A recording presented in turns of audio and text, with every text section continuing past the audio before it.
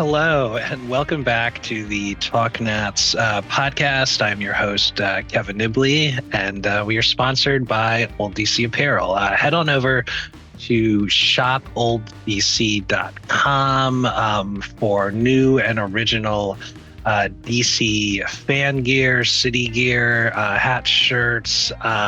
I think they have like some rocks glasses for you to drink your whiskey. It's fun, inventive, original stuff you're not going to find anywhere else. And as always, you can subscribe to our show on YouTube for the video. It's at Talk Nats Podcast. We also have an X account under the same handle.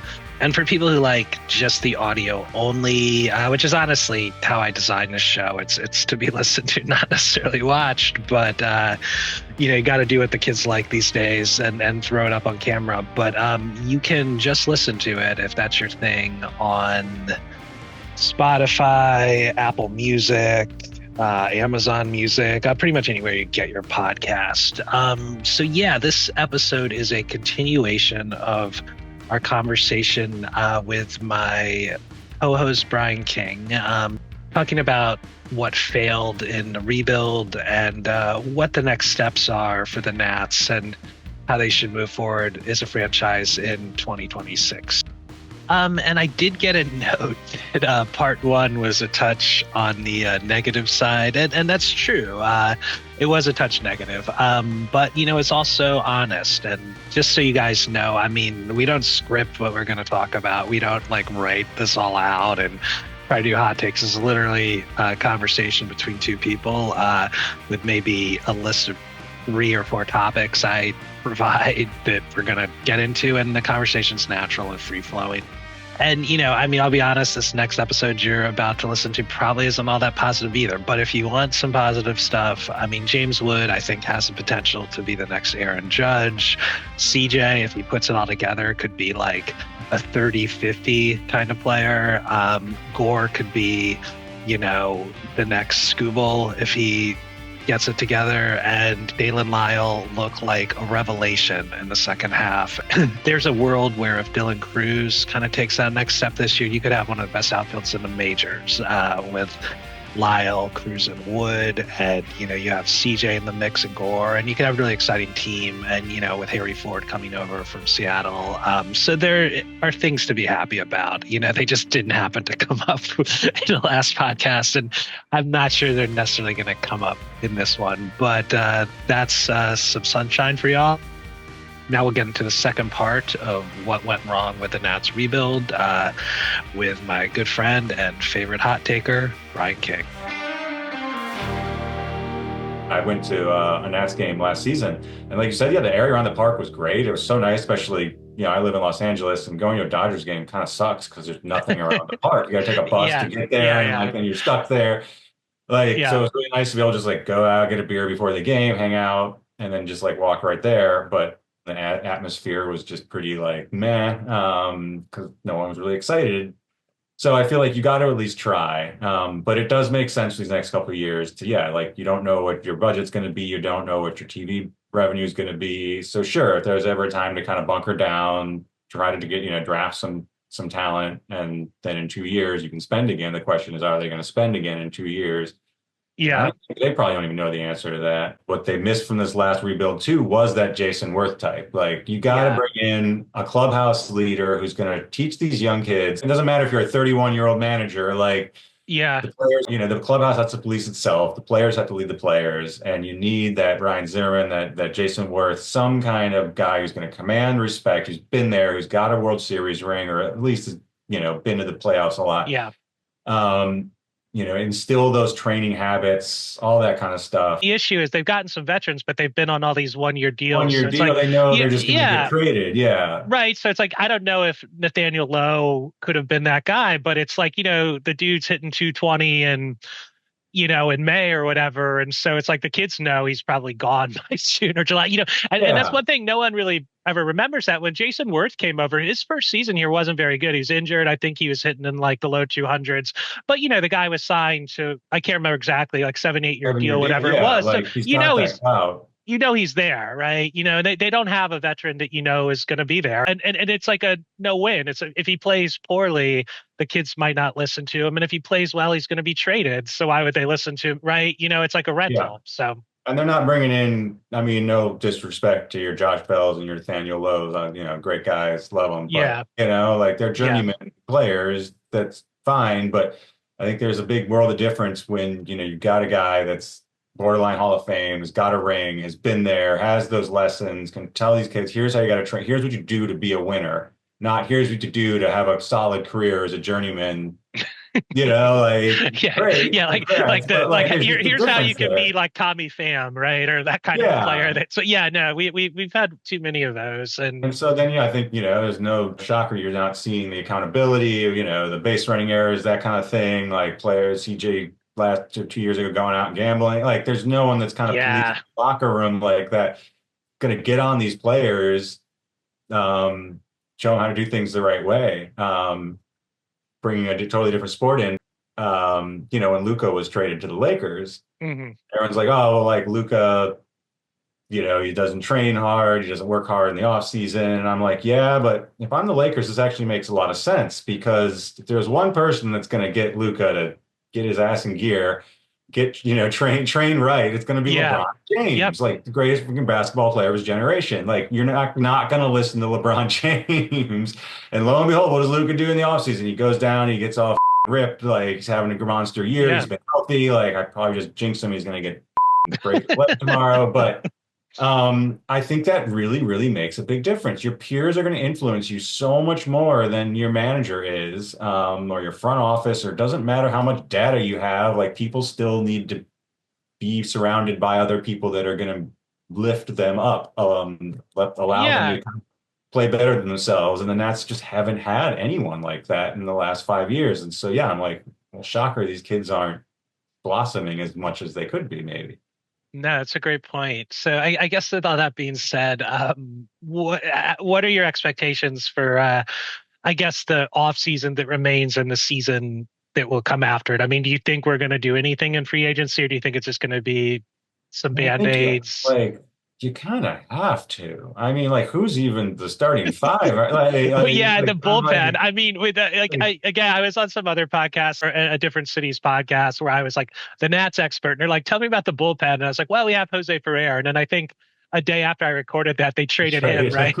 So I'm like, okay, I guess is Clayton Beater our closer right now, or Cole Henry? I don't. They have to do something with the bullpen, right? I mean, I think, yeah, and I feel like that's probably, bullpen's usually you can wait until a little later and just see who's left, and because they're obviously not going to spend a ton of money, so it's going to yeah, be all right. Who's out there that's desperate and we can get for cheap? But yeah, like I said, I feel like they really should identify just some veterans to kind of provide that leadership. I mean, even the Wizards know that. Come on, like you're gonna like knock their results, but like they're at least showing that they understand the value of having those kind of veterans there to kind of, yeah. They're Chris Middleton and yeah. yeah, all that. Yeah. So yeah, I think obviously everyone's expectations are probably pretty low for this season. Like if they can just be slightly better than last year, I think everyone will say it's an improvement. But I think a lot of it has to do, like you were saying, with how they're playing. Like, are they fixing some of these base running mistakes? Like, sure, they might not hit a lot of home runs or whatever, or their bullpen might blow a lot of lead. But I think we would all take a team where starting pitching looks solid, they're playing solid baseball, but they don't have a closer that's locked down. Well, okay, Yeah. that's easy fix, right? Like, oh, they don't have that like middle of the order bat, so they're not like driving in these runs, but they're getting on base and they're playing smart and they're playing good defense and they're being scrappy. And if they just had a couple like big giant dudes that could hit dingers, slot in, 3-4 Yeah. spot, that'll be fine. You're like, cool, we can go out and we can get a big dude to hit dingers. Like, so Yeah. I'm like, those are fixable problems, but a whole team that can't field their position or, like run the bases, like, Yeah. well, that's a bigger issue. So Yeah. Like, yeah, it gets picked off every night. I mean, so I guess just a couple quick questions for 26. I think we both feel the same way. We're probably looking down, best case, maybe we win 75, worst case, it's another awful 60, 65 win kind of year. I don't think, barring some miraculous turn of events, I don't think we're expecting anything more. But just for questions in terms of what's left in the offseason, would you trade Mackenzie Gore? Would you trade CJ Abrams? I mean, it's tough. It's, I think it obviously depends on the return you're going to get. I think you have to get a lot for Gore. Yeah. I think they know that. So I'd be surprised, but you also say if you're not looking to compete, then yes, absolutely trade them because what's the point of having him for 2 or 3 years if you guys are going to be bad? I think CJ, I absolutely would trade him. I think, Yeah. I I mean, it's tough, but I don't think he projects as a shortstop long term because he Yeah, can't no, play he the doesn't. position. I would talk to him, and I mean, it's a tough conversation to have, but at least you have new management. And that's when you have those kind of conversations. I'd be like, I would basically go to him and be like, hey, do you want to play second base? And if so, maybe come up with an extension. I think there's a world where he could be, I'm not going to say Daniel Murphy, I'm not going to go that crazy, but I think there's a world where he could be like a mediocre glove at second base, but a really good hitter. And especially if you took a little bit of defense off his plate and just, really forced him to focus, at the plate, I think he could be a plus second baseman. Obviously, I'm sure him and his agent would prefer to be a shortstop going into the free agency because you get more money. I don't think he can play the type of defense at short that's ever going to be necessary for a winning team.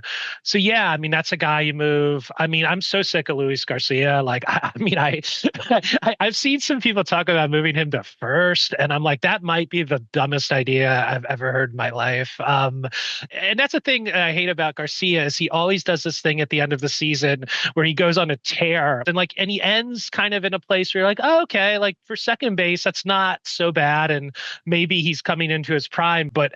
Yeah, I mean, for me, it's like the guy didn't hit well enough to be your second baseman, so let's move him to first. That makes no sense. I mean, as far as like your CJs and your Garcias, what concerns me about CJ is that like he has the tools to be an elite. Yeah, It's not like, oh, he's, not fast enough or he doesn't have a strong. I'm like, dude, it's all in his, I feel like between his ears. And the fact that it hasn't really improved in a couple seasons, that again says to me, I would be hesitant to just move him to second base. Yeah, sure, he doesn't be as good defensively, but it's not like it's a talent issue at shortstop. And so you're like, oh, if you can just yeah. play a slightly less demanding position at second, he'd be fine. I'm like, no, it's not like he doesn't have the range, bro. It's just like he just seems to make a lot of mental mistakes Yeah. and on the bases too. And so that's where I'm like, I would just get what you can for him now while his stock is high. Yeah, no, I'm with you on that. And I think somewhere between K Bear, CJ, Garcia, we need to kind of cut some of these guys that do this swing at the first pitch, like, just awful plate discipline. Obviously with CJ, it works sometimes. Like sometimes the first pitch he hits a home run, and so I'm a little more lenient with him because like I remember Ian Desmond back in the day was that kind of player. I mean, he just saw a pitch he liked, he swung. He wasn't a grinder, and that's fine if you have one or two of those guys in your lineup. That's okay. But right now we have a bunch. We've had so many games last year, especially against mediocre pitchers, where you're in the fourth inning and the dude's thrown like 36 pitches or something because everyone's just coming up, just swinging at like the Yeah. first sinker ball and rolling it over to second. And I'm just, we, that would be step one for, well, obviously step one would be putting together some kind of pitching staff that won't get you bombed out of every game. And then step two would be culling the lineup a little bit more, just so, if, even if we're not going to score a ton of runs, I mean, at least maybe get into their bullpen by the fifth or sixth inning, Like just figure out what something. kind of team you want to be. I think Yeah. the last 4 or 5 years, again, why I felt it was time to move on from Davey and Rizzo was just like you're like, okay, you're trying to rebuild, trying to develop, but like what, there doesn't seem to be any kind of like overall approach other than just like find a tall guy. What is your like plan for like, how are you developing these pitchers? Like, are you trying to, be the Dodgers and get guys who can just like throw crazy spin? Like, just being tall doesn't seem like the best overarching like strategy. And it just felt like that's who like all they would do is be like, who's the tallest pitcher in the draft? We'll take him. They're like, well, who's expected to go in the 17th round when you took him in the first? Like, well, did you see he was over 6'5"? Like, Yeah. I saw Mike Rizzo had that famous sign at one of the last spring trainings. We don't care how fast you throw ball four, but he doesn't care how tall you are when you throw ball four. Yeah.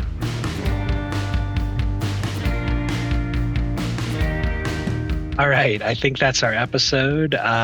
Yeah, some really interesting points. And I do really agree. I think one of the missing ingredients that Bryan brought up was not having that Jason Worth, not having that Ryan Zimmerman. And, maybe that is the reason why some of these kids, haven't fully developed into the superstars we'd hope they become. Maybe we do need to stop only taking the tallest players in the draft. That kind of cracked me up, at least on the pitching side. But yeah, that's our episode. Subscribe to us on YouTube, Spotify, Apple, Amazon. Thanks to Old DC for sponsoring the show. Go visit talknats.com. We'll probably have another one of these with Bryan in the next week or so. And we will be having some special guests pretty soon. We're hooking all that up. It's a little slow in the off season, but thanks as always for listening. And until the next time, go Nats.